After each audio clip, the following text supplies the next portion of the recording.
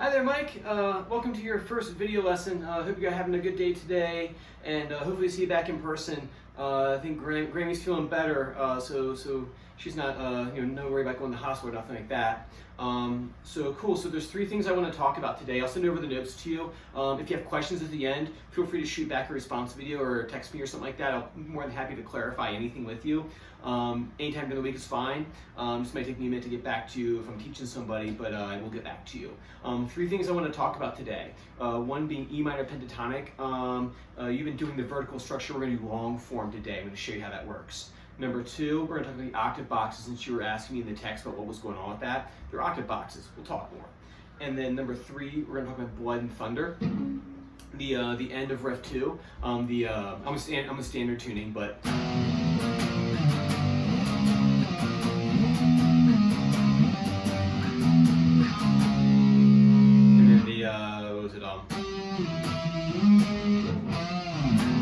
that part right there, we'll talk about that today.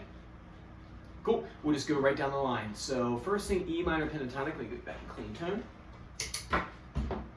So, with E minor pentatonic, so far what we've done is we've played vertically in what I call box one, Old Faithful. Anybody who's played guitar with me, box one, you have to know it.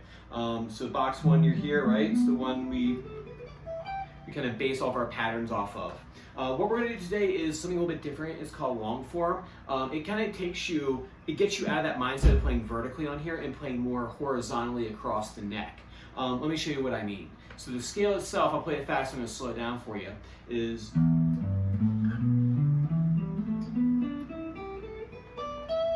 so see, I've gone from like open string down here all the way to the 12th fret, and sorry, the A minor pentatonic there for a second, and then so you see that E minor pentatonic is interchangeable across the fretboard. When you play in one box, you can play any of the other E minor pentatonic scales. They're still going to jive well together. So it's not like this box can't be played with the long form. You can connect the two if you want. Anyway, so the way to play it, you're on your 6th string, play open. First finger, grab the 3rd fret of the 6th string. Shift that up to 5, right? So on the 5th fret, first finger, 7. So far we have this: 0, 3, 5, 7. 5th string, 5, 7. You're literally just going to come down one string, play 5, 7. Next thing you do, you're going to come down another string, play 5, 7. This is on the 4th string. 5, 7. You're going to scooch up to 9 here with your 3rd finger. So I'm going to zoom in a little bit closer so you can see that a bit better. So far we have this: 0, 3, 5, 7. 5, 7 on the 5th string. 5, 7, 9 on the 4th string. What I recommend doing is taking, just like as you're learning the scale and kind of simulating it into your playing, is play like a couple of strings at a time, and then go back and kind of just go up and down it a few times. So when I'm learning a new scale pattern, I might find like a spot in the scale that I find to be tricky. We're going to find one in this in a second. So in the beginning, say if this is difficult for you, I would practice just going 3, 5, 7, 7, 5, 3, 0. You just kind of like revolve around that spot rather than going up and down the whole scale all the time. I might just find the one spot in the scale that's really tricky. To show you the next part of the scale, so we have 0, 3, 5, 7 on the 6th string, 5, 7 on the 5th string, and then 5, 7, 9 on the 4th string, right? Just following this tab right here. And then it's going to be 7, 9 on the 3rd string, right? Here's where it gets tricky. You're going to see this 8 right here on the 2nd string. You're going to take your first finger, so you 7, 9 on the 3rd string. I'm going to scooch my first finger and then grab that 8 right there. 8, 10, 12 on the 2nd string. 8, 10, 12. If you got to count up, that's fine. 1, 2, 3, 4. You can count up if you want to practice that spot. 8, 10, 12. To finish out the scale, 10, 12. Right? Now, that right there that's tricky for a lot of people, going from 7/9 into 8/10/12, because all of a sudden now it's not like 5/7, 5/7/9, 5/7. It's not that anymore. It's 8/10 now, because you had to scoot your finger in because that B string's weird. So you 7, 9, 8, 10. So that might be a spot where I'd spend some of my practice this week going over 7, 9, 8, 10. So you go 7, 9 on the third string, 8, 10. Then you go 10, 8, 9, 7. So I would practice that transition.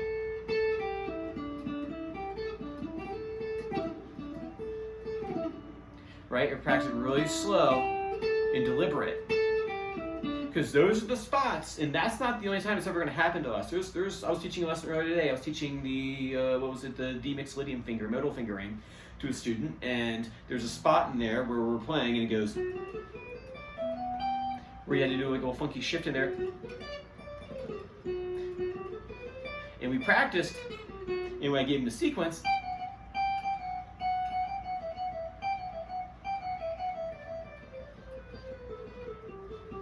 it gets a little funky there. So we spent some time working on that weird, funky transition spot in the scale. Work on that for your E minor pentatonic scale this week. Just don't worry about any sequence patterns right now. Just go up and down. Focus on that 7, 9, 8, 10 spot. Just transitioning back and forth, because that is a little bit of a funky spot for someone who's not quite used to that scale.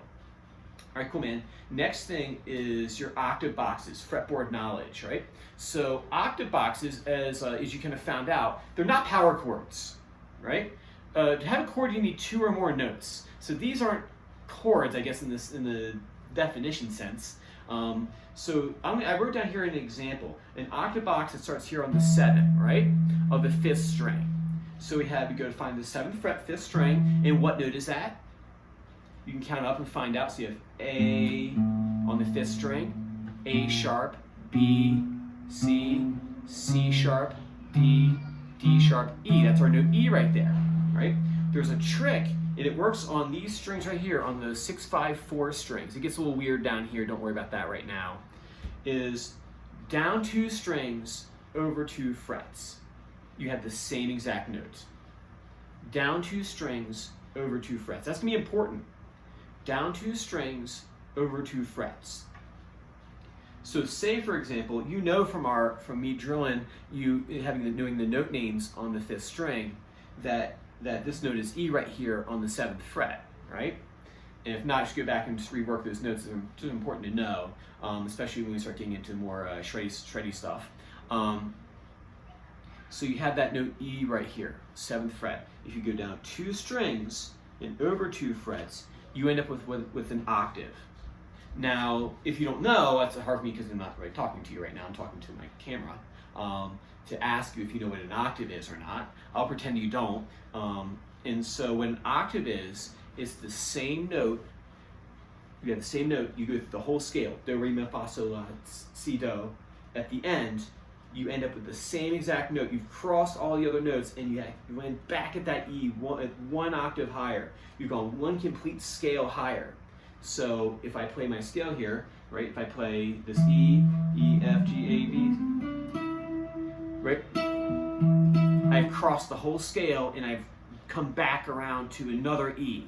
That's what an octave is. It's the same note, 12 tones higher, but it's still an E though, right? And you're absolutely right in the text that you sent to me that you mute it with your first finger. So it's kind of like how power chords work here. How you use your first finger to mute it's kind of your insurance policy to make sure that you don't bump into any of the other strings, even though we're not really going to aim for them. We're just going to try to play over. We're going to try to avoid them. But if we do actually hit them, we have the insurance policy of the first finger mute over here. The same thing is that when you have this octave box, I've muted that middle string by lowering my first finger there, touching it slightly. You can kind of play with it a little bit. Actually, it's like it's one of the easier these to do. Right? So that's the octave box right there. Remember, for the octave, it's the same note, just gone through the whole scale, and you're laying back on that same note again. And the trick is down 2 strings, over 2 frets. That's how you find them. That's how you're going to learn these notes on the inner strings right here, but don't worry about that so much right now. Next thing I want to talk about, and I think I have time, yes I do,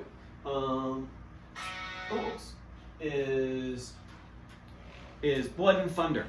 I might have to do a second part in this because there's either some details I want to make sure I have in here that I don't want to gloss over. So Blood and Thunder, so this section right here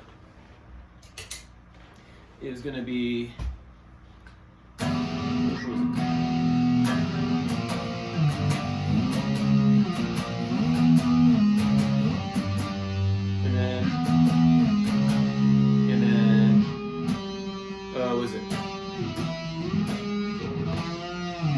so that right there, you can see he's using octave boxes at the end. They're not power chords, they're octave boxes. They're here 10, right? So the octave box there, right? So 10, and then 7, 11, so 10. And then what you do at that point is you do a string bend. Bends are not random. You are bending to a certain pitch. So I'm not going to go just wherever, right? Yeah, it doesn't sound like a sick dog or something like that.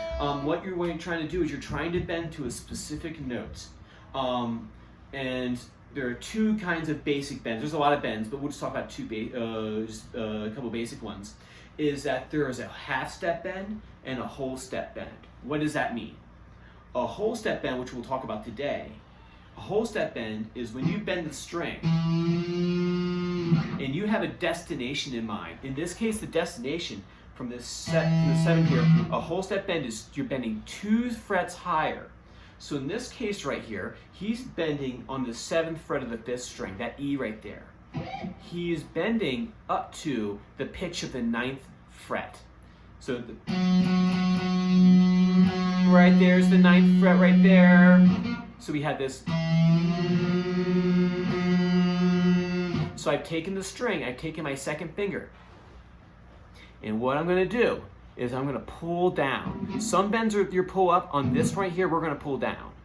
You have the 7th fret. You're going to have your 1st and 2nd finger on there. Your 1st finger is going to help bend that string down. And go ahead and just give it a couple good kind of yanks back and forth right there. Right, kind of get a feel for it. And you hit it.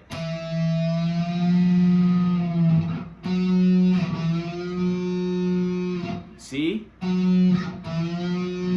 I bent down to that F sharp here on the 9th fret. So I'm not bending randomly. I am bending the string down. You're basically just pulling down this way. You're yanking the string this way. I have more detail that we need to discuss if you want to talk about bends over here like this. This one's not bad. This one you don't need to worry about that technique, but we'll talk about that though. See how far I had to bend that? So you're going to practice just bending that string down to the pitch.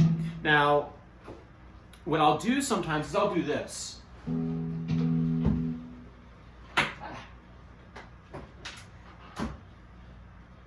Is I'll go to YouTube. So I'll go to YouTube and go.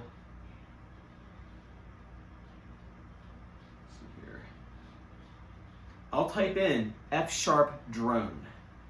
F sharp drone, like a drone that flies around, right? F sharp drone. I'll type that in and I'll hit F sharp G flat, the same thing. If I hit this,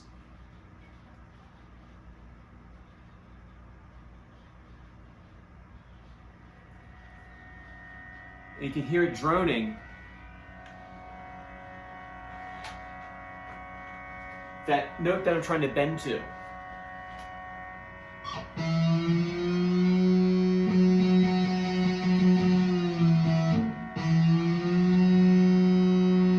Hear that? Oh, there it is.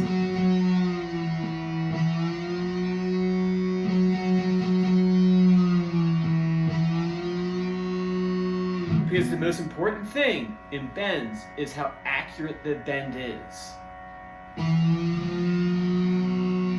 So I have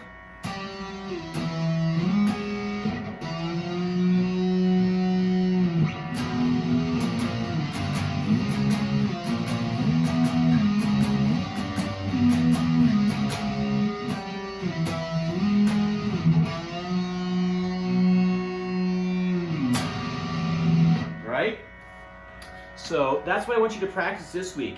Feel free to send me a video back of you doing some bends so I can kind of do some spot checking, and let's see how those look. Cool, man. Actually, looks like I got everything that I wanted to talk about in one video. So, like I said, feel free to shoot me back some feedback if you have any questions to anything. And I look forward to seeing you guys hopefully in person next time. Take care now. Bye-bye.